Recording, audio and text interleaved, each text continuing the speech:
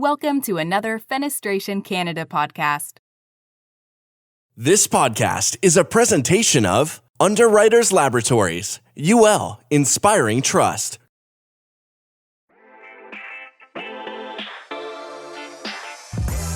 You are listening to Fenestration in Canada with Pat Flannery and Stefan Labelle.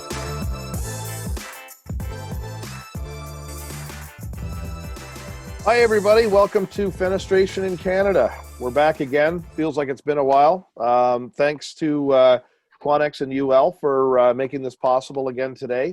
Got Stefan Labelle, Executive Director of Fenestration Canada, on the line with me as always. Hi, Stefan. Hey, Pat. How are you doing today? Pretty good. Happy to be back. I think it's just been 2 weeks, but Has it only been 2 weeks? Yeah, I think it so. feels like it's been longer for some reason. I don't know. well, you missed me, so that's fine. That's what it is. Every day away is just an eternity. The most important thing is we have Erik Naar with us from Stronco. Erik will be a familiar face to everybody who goes to Windor. He's always running around there trying to solve all of our problems. Problems, just situations. Yeah, that's right. There's no problems, just little things, you know. Well, you'd have nothing to do if there weren't problems, right, Erik? True. So, yeah, there you go. So, Erik, it's really great to have you here. We're going to have a little discussion about trade shows today because, Windor and trade shows generally are such a big part of sort of our marketing efforts in the window and door industry.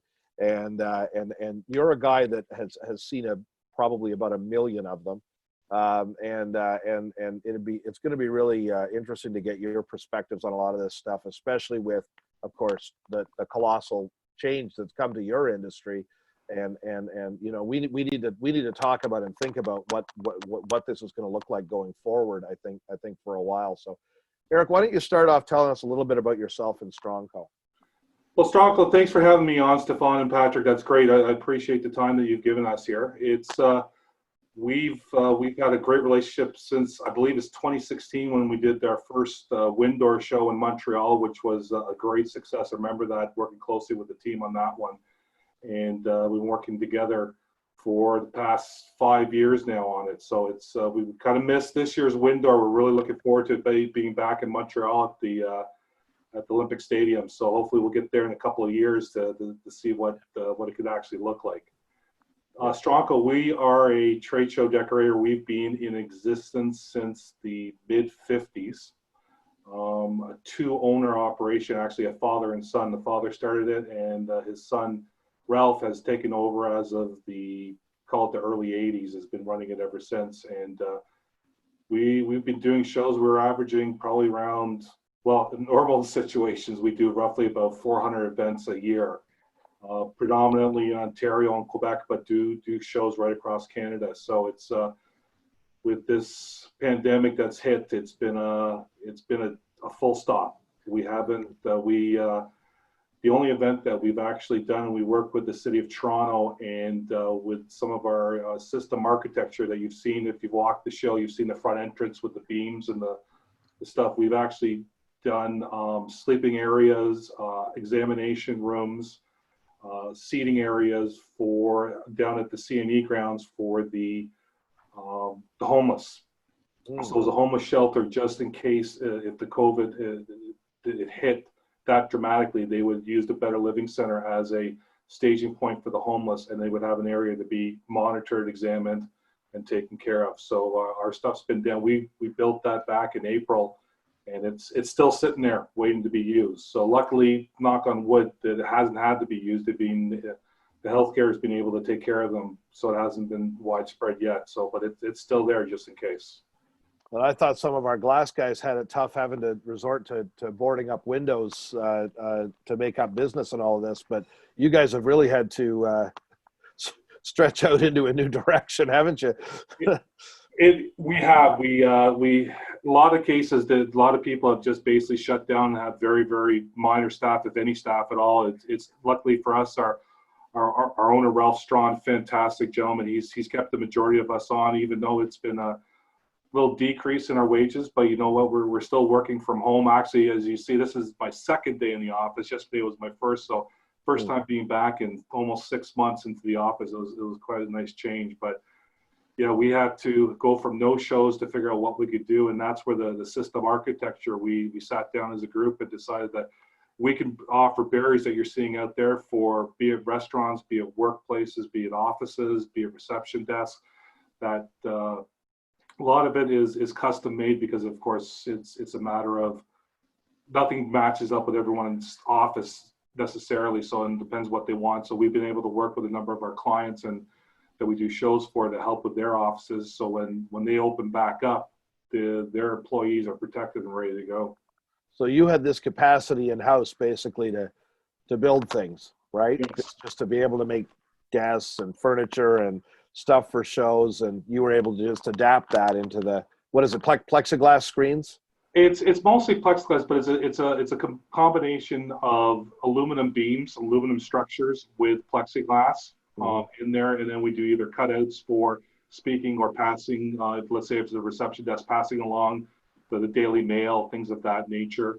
But it's office dividers. It's working very closely with one of our suppliers in the U.S. called Octanorm, and really it's almost to the point that it's not off the shelf. It's custom made. So we could walk into, I work with a client of ours, walked in their office, spent an hour measuring things out. A couple of weeks later, we were all up and running and had their stuff ready to go.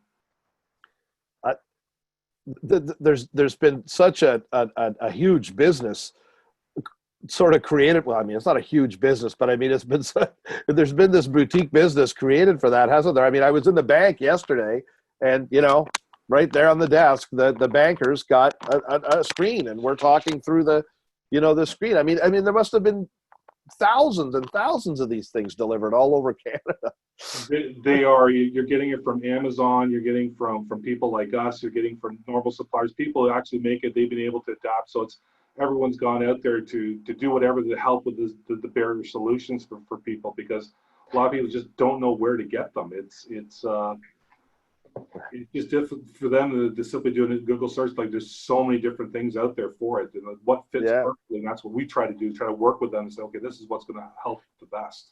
Well, and a lot of the window and door guys are doing it too. We had Kevin Pelly on here just a few weeks ago, showing off his Coltex version of it.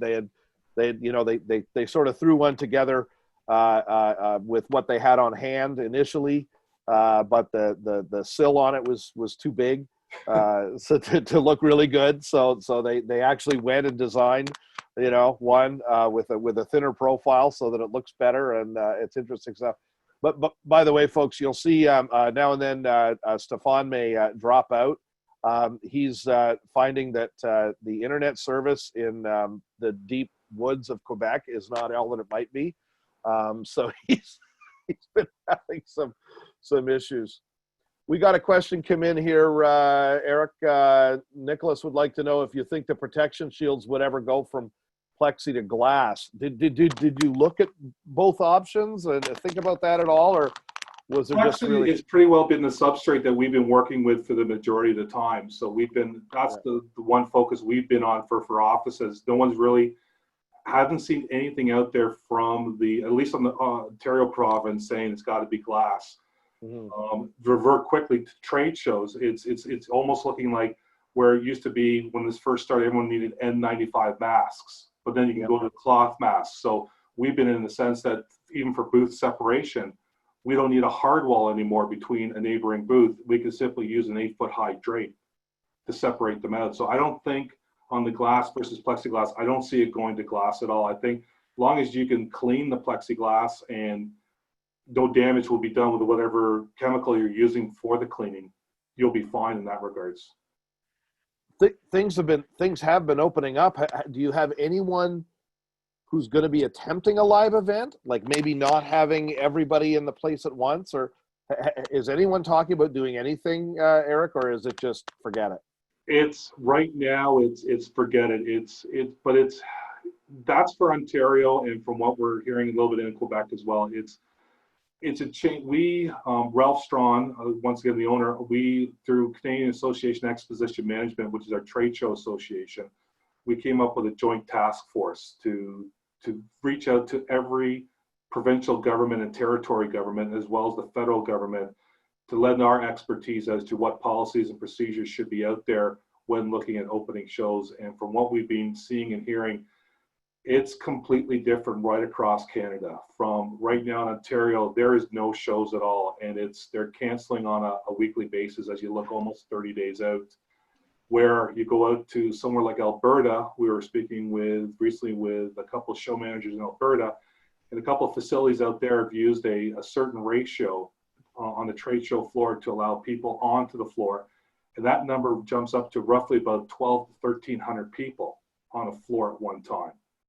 Where out in the East Coast, we've heard in New Brunswick, they've taken the building capacity and they've reduced it down to 50% allowed on the floor.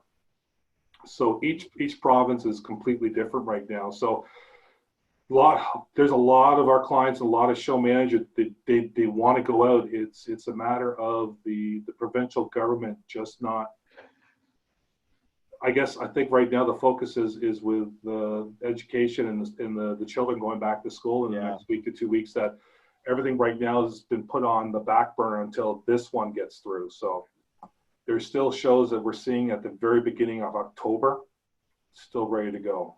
Yeah. Oh, yeah, really? Yeah. Yeah, they have not. No, and it's a matter, the trade show industry is not knowledgeable in the sense of, for a lot of people, is how the inner workings go. They at first they believed us to be a large, like a sporting event, a special event like a concert or things of that nature, and we aren't. We can control the audience like you do as going into your local grocery store, the local Costco, Walmart, the shopping mall. That you can control people by coming in, limiting the amount of traffic, force feeding people down certain aisles in a certain pathway. So shows have that ability. So it's getting that knowledge to the members of parliament to understand that. And some parliaments across Canada have got it. Others are still working and trying to understand that. So, but do we think that's the main problem? I mean, it's one of the issues, but do we feel like people will go? That's the other thing, right? That's the big one. It's kind of internal speaking. We've been talking. We'll probably see more of what we would call a consumer show, or like your home show, a public event which is open to everybody, and more on a local level where people will be open to go out and actually visit a show. We've heard a show out in Vancouver. It was a hot tub show that took place out just outside in Abbotsford. They do it over 2 weekends. They had a 20,000 square foot building. And what they did was they expanded everything out to roughly about 50,000 square feet so they could have social distancing or physical distancing.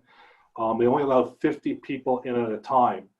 But the good news was of it that traditionally over the 2 weekends, they do about 300 to 400 people. Over the 2 weekends back in June, they had over 1,200. Yeah. So it's I think on the public side, people are going to want to get out and see it and experience it. On the trade show, when you are working and you have the option of not putting your life at risk, if you want to say it, that I think a lot of employers risk and liability. Yeah. They might be hesitant to send people to a show. Yeah, that's definitely the problem on the B2B side is you can't have people bringing it back to your office, right? Yeah. No. That's just the issue, because then everything gets shut down. And that's what happened in Vancouver back when this first started. There was I believe it was a dentistry conference. Right. And a bunch of people came, got it, and walked away. Actually, I attended a show at the beginning of March that had a very large show in Toronto that had an Italian pavilion, roughly about 5,000 square feet, of probably about 50 people from Italy, directly from Italy. And of course, at that point, Italy was being hit hard. Yeah. So walking out, we were all kind of worried, like, what, did I get it? Didn't I get it? So we're watching each other very closely. Nicholas is back in here, and he's fighting the good fight for the window industry. I'm happy to see this, Nicholas. He wants everyone to know that he's worried about the plexiglass holding up over time. Erik, he really thinks glass would be a much more solid construction material, and I totally agree, and so does Stefan. Right, Stefan? No more of that plexiglass crap. Yeah. That's. It'd probably be better, but I think in the end we're looking. It'd be heavier. It'd be heavier, I a lot think more expensive. like his point is also like he feels like the protection shields probably should be built to be permanent and not temporary. So Yeah. I guess that's where it is, right? If you feel it's going to be a temporary measure, Well, that's it. I mean, Eric's got to wheel these things around, and well, I guess not so much for the shows, but I mean, I assume. Well, am I right or wrong? I mean, I assume most of these are designed to be sort of portable, right, Eric? It's like a giant mechanical set. They come in various lengths, and they usually work in either a half meter, 1 meter, 2 meter beams type thing, and you put everything together. So, but even Right. still, like depending on how much they've actually ordered for an office, it could be cumbersome to at least get up an elevator 30 floors through a little passenger elevator, and it takes some time to build and everything. But you know what? It'll stand the test of time. Like we've got offices here in our office that it has plexi. I hate to say it, but it has plexi that we use actually for our for some of our employees. I've been here 13 years and they're still standing. Yeah. So it's going to be short term. It'll stay up if it's not abused, and if you don't mind a little yellowing and scratching over time, you'll be fine.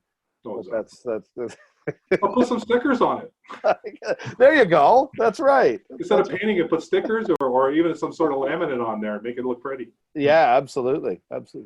So, geez, we almost should get Rick Prees in here. He's one of the original or close to the original founders of Windor, who's on the line here today. But talk to us a bit, I guess, Eric, about Windor and you've been involved with it since Montreal. What's been good about that show from your perspective? Working with the team, it's been there's been a true passion for the event. A lot of organizers, they have a passion, but they're not a real true passion. Stefan has really shown a passion for this show that it's hard to show for your top percentile when it comes to other show manager with the passion that's been shown, and to have that passion translates to us, because if you're that passionate, it's going to rub off on us to help make that show as best as possible. The look, the feel, the energy, whatever you need to do to make it a true event, because it's a lot of times you hear it, well, it's the same old show, but stepping up and doing different things, doing things, new things, it just helps make that show look and perform that much more, and becomes talk of the town, because then you go out, we got the show last year or last week or last month, hey, did you see this, did you see that? And having that word of mouth just increases the value of the show immensely. I'm gonna put you on the spot. You see all these different shows from all these different industries. What have you seen people doing at their shows that's cool, that might work for Windor? I don't know. I know I'm putting you on the spot, but I mean, I know. Earlier. I know. I should have given you time to think about that. The problem here is that you're also putting me on the spot. Yeah, because it's like, why didn't Stefan think of that? Yeah, well, so Eric, I'll just warn you here. Like, you can say what you think, but just make sure that we would agree with that. I understand. Usually, 99% of the time, it'll come down to budget. So that's the problem. It's right. But there's a lot of different things out there. It's a matter of, it's a show.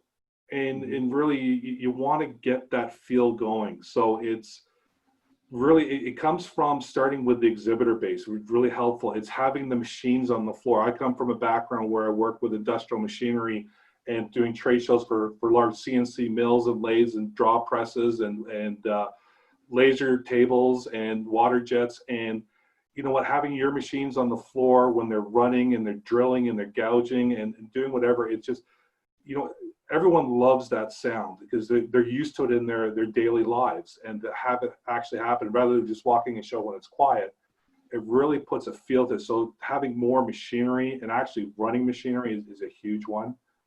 I used to exhibit at that show. Did you? Yeah, I used to work a booth at that show. The what is it, CMTT or something like that? CMTS. It used to be known as the Canadian CMTS, Machine Tool Show. Now it's right? manufacturing technology. Right, Canadian Machine Tool Show, and yeah, that was the cool thing about the machine tool shows, is your idea on your booth was make noise, like you wanted to run, like, and you weren't just running the machine, you would put in like the heaviest, hardest pounding drill application you could find, so it would make a big noise in the machine, and people would, and you'd see people walking by would just stop, and and they'd be coming from other areas of the show when you made your noise. Oh, exactly. It's huge. It's a lot of fun because it's enjoyable. They get to see, touch it, feel it, smell it, the whole bit. Yeah. Some people got a little carried away. They had to. I think CMTS had to go around and kind of like give people rules about like how often a day you were able to do this. It's just turning into a competition to see. Well, it was. I remember going around having to have those chats with those individuals. Yeah. I know. People got talked to about some of that stuff. But you know what though? That's a tip for our window exhibitors. I mean, not that you're not going to make a big noise with a vinyl welder, but no. I mean, like having and like you said, it comes down to budgets. But if you can have operating machinery, on the show floor, way bigger interest level, I think. We did work on that in the past few years with, there's a lot of stuff that we do for machinery companies or suppliers to bring more machine, like some sort of discounts on the space. We like all the how would you call that, Eric, when we bring the machine in and out, discounts on that. The material handling, the drayage. So all of that, we do work with them for that. I think it all comes down, we control part of the cost, which is basically the floor space and what happens within some of what happens within the walls of the convention center, but like there's also the shipping cost of all of that machinery wherever like the company comes from and has to ship it to, let's say it's a Montreal company, has to ship it to Toronto or vice versa, or even coming from Europe. Yeah, exactly. So there's tons of costs associated to that, and as a trade show manager or an association like us, we control, like we have some sort of control on maybe 10% of it, or let's say maybe 20% of it. So that's a challenge at that point. But at the same time, we really think that if you're a machinery company or a machinery supplier, having your machine running at the show gives you so much more leads and so much more like better leads. So there's also an upside to do it. The other thing, Patrick, that I thought might, it's crazy. I've seen it a little bit out there, is projection technology, and I'm getting into video projection, where you've gone to a Leaf game or you've seen an Olympics where they put an actual video on the floor and and doing something like that. And there's even some out there that are doing interactive, where I've seen it where they played like almost like a version of ice hockey on the ground, and you just touch it with your foot, but they've gotten bigger and bigger and done different things. So trying to adapt somehow with the window and door industry, maybe have some sort of game where you have doors and windows are opening and closing, you got to touch and the whole bit. Anything that's interactive, that's what people are looking for, experiences now at the show. So anything that you can get them to interact with at the show is going to really draw people onto the floor. Well, that's what I was just, that was the sort of the next thing I wanted to ask you about was with just generally the internet and this this sort of thing going on, and now that people are so used to this sort of thing, the Zoom conferences and the online stuff has been a great way to deliver education, right? I mean, getting a lecture, having a discussion, TED Talks type stuff, even pre-recorded stuff. I find that people are getting so much from that that the live education is actually becoming a more difficult draw, and I start to think that what the shows almost need to be focusing on, aside from that vendor connection, that you need the booths, you need the showcase, you need all of that. That's what people are there for. To it, I would say 75%. But the social, I'm interested in your idea of what the social versus sort of meat and potatoes education breakdown should be at shows. Do you see, again, drawing on your whole experience from other industries, do you see any shift, any change there? I've seen them try to do a virtual social events for a number of conferences coming up. We've Social, done that. yeah. Social, it's such a difference between our two nations, being Canada and the US, that you go to a US show, it's very much about the social entity. You're going down for the show, you're going down for the parties, you're going down for receptions, you're going down for meeting. It's all that rolled into one. And you come up to Canada and sometimes you don't have that. You're one of the very few shows that have that social thing going, which is a huge part of the event for Windor. And I try to explain to my other clients that, you know what, that's what people are looking for. It goes back to my comment earlier about having an experience. You're going to the show, but you want to experience more. You want to fulfill yourself as the younger. I just had a conversation with a colleague earlier. As the younger people are starting to come up, they're looking for experience. That whole, they're not necessarily just looking straight at the show. They want to enjoy themselves, learn something, be a part of something, and that's what the show should really be. And that's where I'm seeing more and more shows try to lean themselves towards, where it used to be back in the day, open bar was the way to do it. But now it's, how do you get them more involved with not necessarily having to get free booze? Yeah, and it's so many. Yeah, it's. Doesn't look like you like that idea, Patrick. No, I don't like that idea. I don't. That wasn't the answer I was looking for. This is supposed to be a full-throated endorsement of the open bar concept. No, I hear you. There's got to be. It was mostly about. I mean, we do our own shows. Fenestration Canada does their shows. Mostly Windor and the AGM. And finding that split between the education and the social is one of the big questions that I think occurs to us. You know, every year we look at it again, right, Stefan? I mean, you know. Yeah, and I mean, like it feels a little bit surreal right now discussing that, because you know, it's kind of, okay, when is it we're going to be able to have a show like a norm, like let's say we're talking about next year.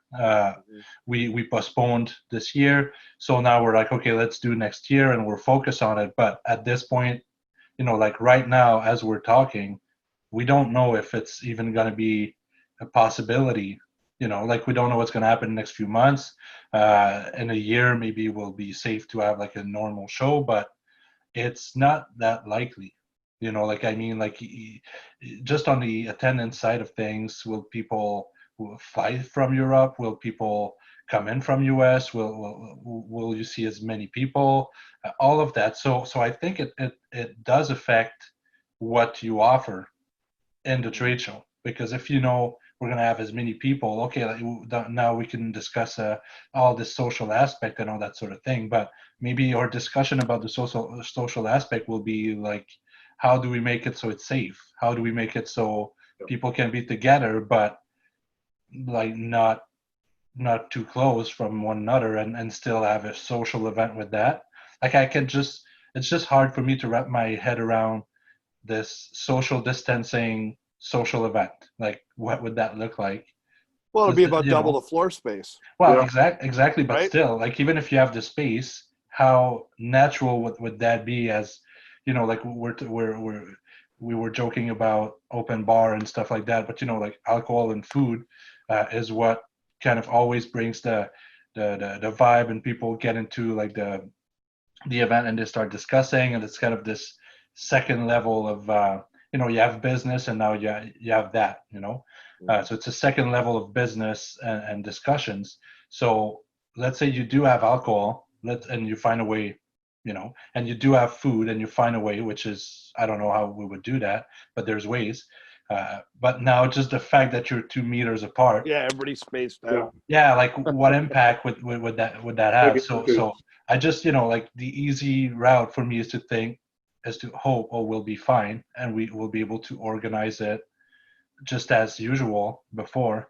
But the reality is we don't know, and it's, so that's why for me it's like discussing that. I'm kind of, it's all awesome ideas, it's all great ideas, there's tons of stuff we try to do every year to change it up, but it's just trying to plan for another world. It's, and you won't know until the first ones start to pull it off. yeah. There was a I believe it was the auto show happened in China back in May. They were one of the first ones to go off. I know Germany opened up shows back at June 1st, but I haven't seen too many events. I know there's been a couple down in the States that have gone off. I think the majority of shows you're going to start to see in September worldwide. And I think what needs to happen is shows need to happen, get back with whatever protocols that are in place for safety, and get some good news out of it. And then that will hopefully ease a lot of people's mindsets. Yeah. Well, the Fenestra does that thing where basically a speed dating concept. So I'm picturing people being led into the show almost on a schedule, right? They have an appointment time to show up, and they can walk through, and I guess almost get so long at booth. You know what I mean? Like Yep. somehow it's actually a small groups going through one at a time or something like that. We have a show that we work with in the apparel industry, and it's funny, the footprint that they take is immense, and the traffic that they have on the floor could be huge, but they have a very small attendance base. But their show is all basically appointments. They are looking for retailers or wholesalers, and they'll book an appointment, and that appointment could be an hour, it could be 6 hours. And they might only have, over the course of 3 days of shows, they might only have anywhere from 3 to 5 appointments.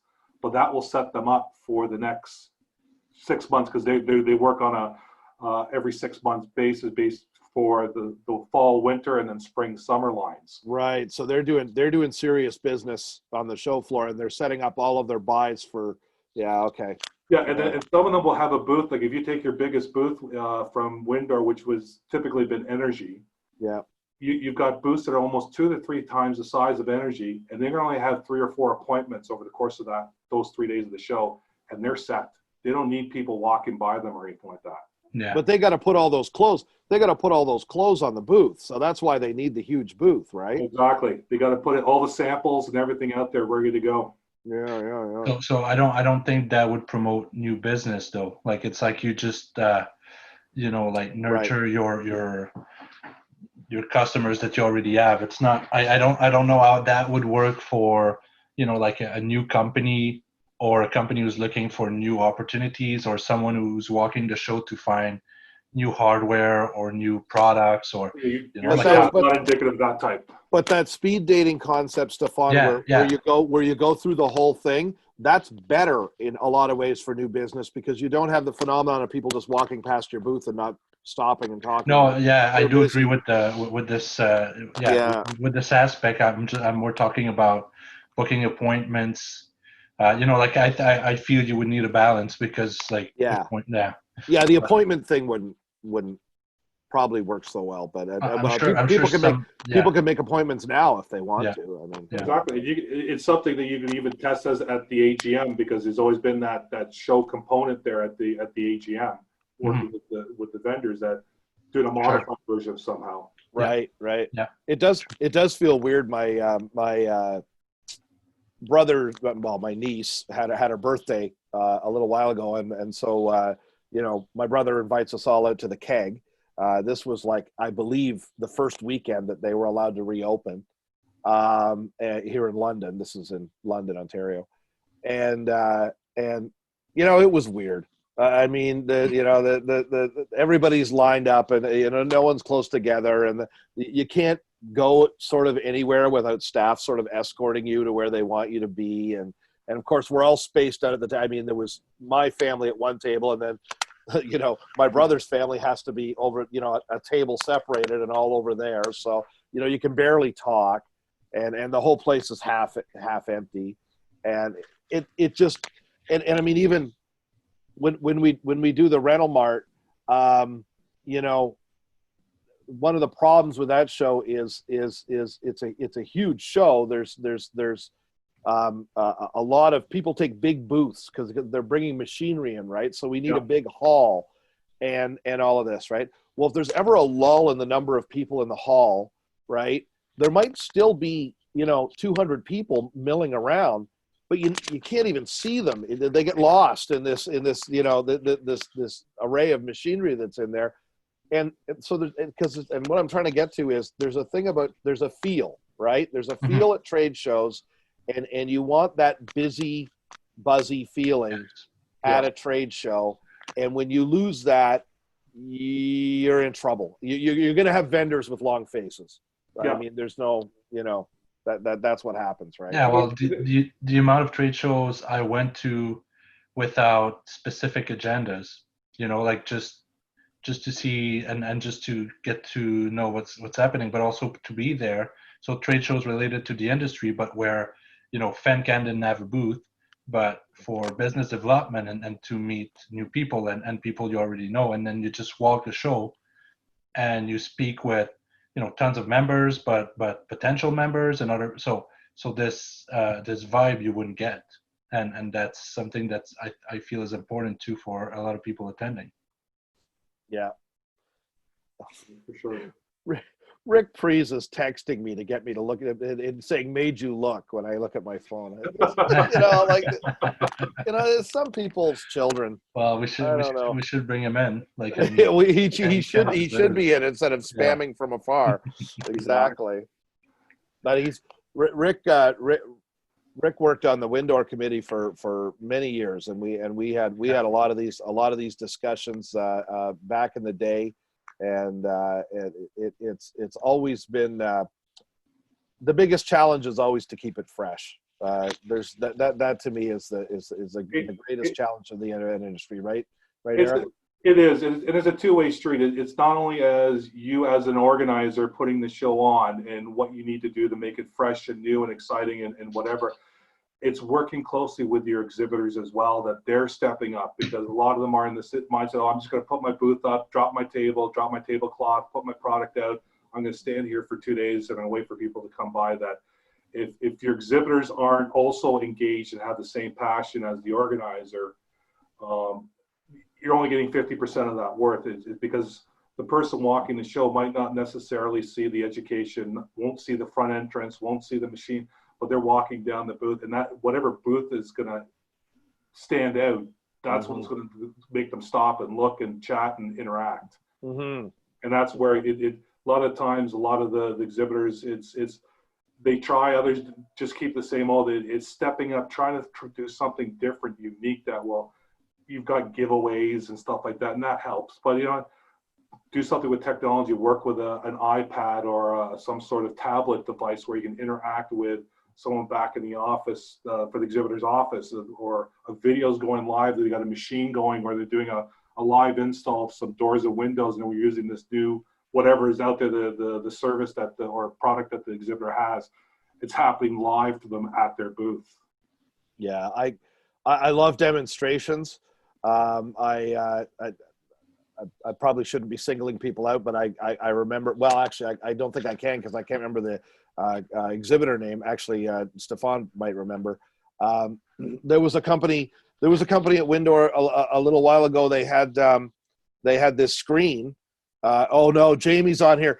Screenco's on here, so I'm in trouble because it wasn't Screenco. But anyways, at least you just promoted them. I just gave them the plug. Here, so, I just gave them the plug. So yeah. Jamie says careful. they had this screen, and they were pouring water on the screen, and the water would not go through the screen. it was cool, but it was screened. And then they take a fan and they blow it, and the air would go through, and the fan and the water wouldn't. And I'd never seen anything like it. That. But you still don't remember the company. I still don't remember I'll the just say company, so that you shows know. you right there. Exactly, that shows you right there. But as a demonstration, it was great, and I could find the company if I dug through my cards Yeah. here. But the demonstration, they had a crowd around them all the time. Yeah. Oh, Jamie's reminding us that they were from overseas, and yes, they were. But that's okay. We're all friends here, right? We're all friends here. But it draws a crowd, right, Eric? And when we're allowed to have crowds. Yeah. Yeah. Well, but it's so huge because I go back years ago doing shows in Chicago, and I still, one of my clients back in the day, they had a Lamborghini in their booth, and they had a couple of attractive models that were around the booth, and they had and the Lamborghini was brand new, and then they were dressed in a certain way, and they probably had 4 deep around their booth. But when I went to talk to them, I go, "How's your sales guys doing?" And the sales guys were around the reception desk, and no one was interacting with anyone that was simply looking at the cars and the models. It's like, yeah. But then you go next door, the guy has a little 10 by 10, and he was doing a little display, and people are like 10 people, like, what's going on? What are they doing over there? And that's what it is. The conversations start that way. Yeah. I'm of two minds on the booth models. Oh, We have a different name for them that I won't use here. But I'm of two minds with the booth models. I think that ship has sailed. Probably in 2020. Wouldn't you say, Stefan? Well, to my own opinion, yeah. I mean, I think it creates more and more. It creates the opposite effect that what you're trying to do. Like it's really old school, and it and questionable, I would say. But it's I don't know, like it kind of paints a picture, like a certain marketing for your company that I don't think you want to have in 2020, right? So can't get away with it anymore. Right? It was probably not a great thing to begin with. But I haven't seen it in Canada really all that much. No, probably I would have to say 10, 12 years at least now. It's Okay. Well, it depends on the industry. You get into the import car shows and those lifestyle events. That's completely different. But yeah, car shows different. I haven't seen it for the longest time out there. Yeah, it's changed a lot. Well, I don't know what else, guys. I do have one question before we're done here before one.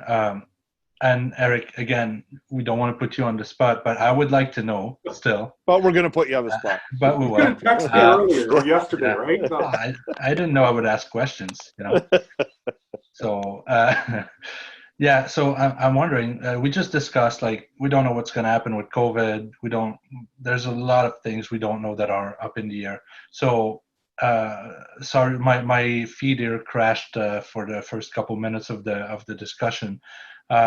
So I don't know if you guys discussed about it, but is there something that Stronco or companies like you guys, you feel like are doing right now in provision, like of next year or what's coming up? Like, are you actively working on what would be solutions if we have to have this social distancing? Like, are you coming up with ideas? Are you kind of hoping that all of this is, settles down within a year and we're good to go? Like, do you have like stuff you're working on without even having to tell us? Yeah, no, we definitely are. We Patrick and I spoke about it before. It's coming to the drapes being 8 foot high as a separator between gaps. Okay. Our owner being on the joint task force for shows across Canada. There's 20 people on the task force, so.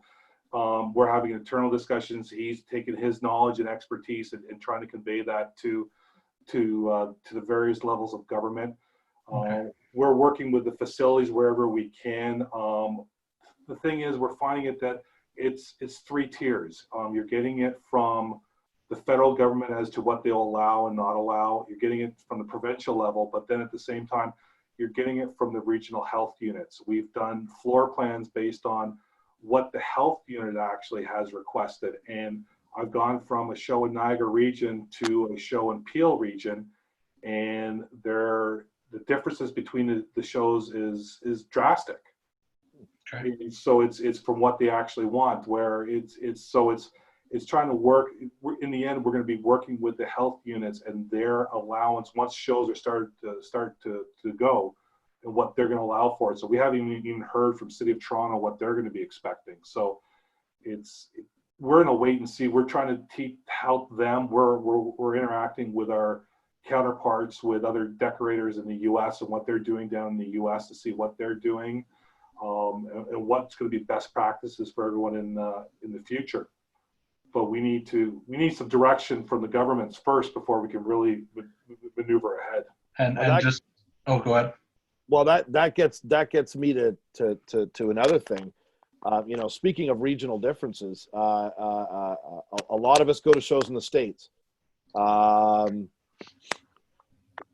They're a lot farther away from being okay than we are. What are you hearing from folks down there, Erik, about what are they looking at for next year? What are their expectations? I hate to say it, but a lot of them are going like it's going to happen, and they're waiting last minute to make any decisions. I just recently heard that CES, the Consumer Electronics Show, which is probably one of the biggest shows in Vegas in January, they're going virtual. But I have colleagues that work, to put in perspective, on public events that deal with your regional fairs, like your CNEs and your PNEs and the agricultural exhibitions. And I have someone that a good friend of mine sits on a committee with 19 others, but the association is out of the U.S. and they had a Zoom call about a month ago, and Texas going ahead, Oklahoma going ahead. Like, we're talking in the next 60 to 90 days, they're going to be going with these events, and they're not even caring about it. It's a mindset that's completely different than ours. They've made a certain decision. Yeah. You're going to let the chips fall where they may. Exactly. And it's whatever they call it. I think they call it the herd mentality. Herd immunity. Yeah, exactly. So the thing they don't tell you about herd immunity is that means a certain large number of the population dies first, and then you have herd immunity.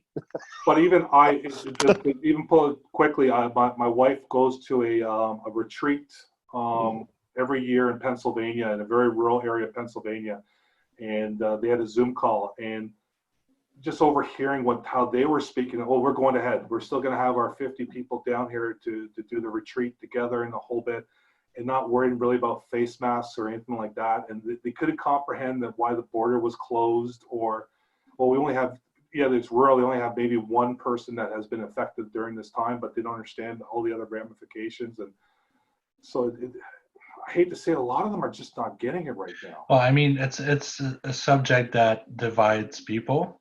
And I feel like, as us as an association or as trade show manager and all that sort of stuff, it doesn't really matter. Or, like, my feeling is it doesn't matter what personal opinions are at this point. You just have to do what, like for us, let's say what the country asks, or the like the municipality asks for on the safety level. I feel that's what it comes down to. Like, you just have to follow the health and safety guides and go with that. Like, it doesn't matter what you think. It doesn't, like, the only point where it matters what we think is how we're going to respect those. Are we going to put measures in place so everyone can respect what has been asked, so it's safe for everyone? Mm-hmm. But aside from that, like, so, and then the decision is do you come, or do you go, or don't you go, or do you stay home? Yeah. And that's each and everyone's decision.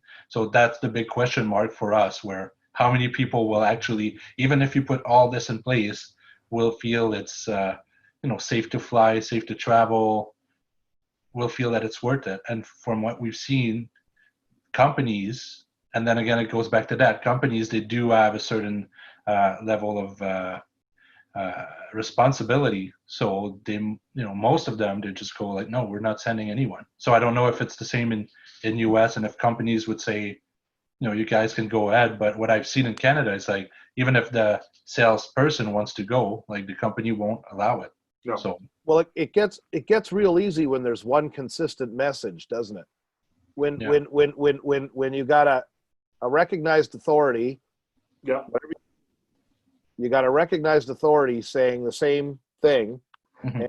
to everybody, and then you got the other authorities down the line following along and agreeing and saying the same thing, prime minister to public health authorities to premiers to regional health authorities, and everybody's singing from the same hymn book, and everybody's getting the same message about what they're supposed to be doing. Yeah. It makes everybody's decision a lot easier, doesn't it? Because someone can't come to Stefan and say, "You jerk, you shut down Windor. What are you doing? You're killing us here." Well, and all Stefan has to do is go, I am following the instructions of the duly constituted authorities of this country, and that's why I did. Yeah. So it really removes a lot of the chaff from the question, doesn't it? Yeah, for sure. Oh, it does. Yeah, and that's, well, whatever. I'm not going to get into politics, but definitely with it. And I mean, agriculture. I mean, okay, an outdoor agricultural show fair, you probably could do if you spread it out and Well, but it all goes down to safety and health. yeah. So to that point, we're inside. Even if you have a big Windor, forget it. Yeah, well, and Erik, let me ask you this: like, you guys rent a lot of stuff. That goes beyond all the drapes, but like the carpeting, the actual desk, the chairs, all that stuff. Yeah. You need to have like process. Like I imagine they were cleaned before and everything, but now it's going to be something that people looked for. Like they're gonna like, will you have to deliver like chairs and couches with wrap around it or stuff like that? Like, just to prove you cleaned them? Grandma's couch with the plastic wrap still on? Yeah. Exactly. Like it's putting a sticker on it that's being cleaned internally in the whole bit, but it comes down to it's working with the facility as well, because as you know, a lot of exhibitors bring their own equipment in there. Who's responsible to clean That's that true. one? Yes. And then it's the cleaning of the aisle carpets, where it's a matter of it. And there's all sorts. I've seen videos and pictures whereby even the aisle carpeting, that they're using a product that it's just like a pump spray that's on your back that you do your weeds with. They're walking up and down the aisles to clean the aisles every couple of hours type thing. Or for me, if you're an exhibitor, you've got to bring all your PPE together, wipes and the whole bit. So you're wiping down your particular booth area specifically. Common areas, of course, will be taken care of by the facility. So, and then it's Okay. what's next. It even gets down to the point of, if a shipment comes in by truck during move-in, that pallet that's sitting in the truck, does that need to be cleaned before it hits the show floor? So now we're looking at events that timelines where it used to be you've only got so much time to move it in. You're now having to look at extra time to move it in and extra time to move it out type thing. Yeah. That you're practicing all the proper procedures out there. So there's a lot of thought that needs to be put into it before they go off. That's a lot of this, isn't it? A lot of things are still going on, but they're going slower. Yeah. Yeah. That's the construction industry in a nutshell now. And then people are used to doing a show where we would come in, for instance, at 12:01 a.m. and the exhibitor coming in at 6 a.m.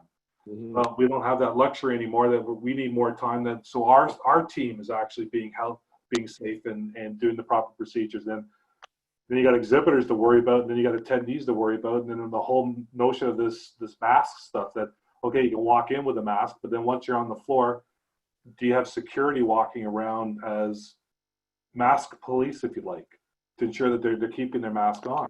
Oh yeah, people will love that. Yeah, exactly. Yeah, exactly.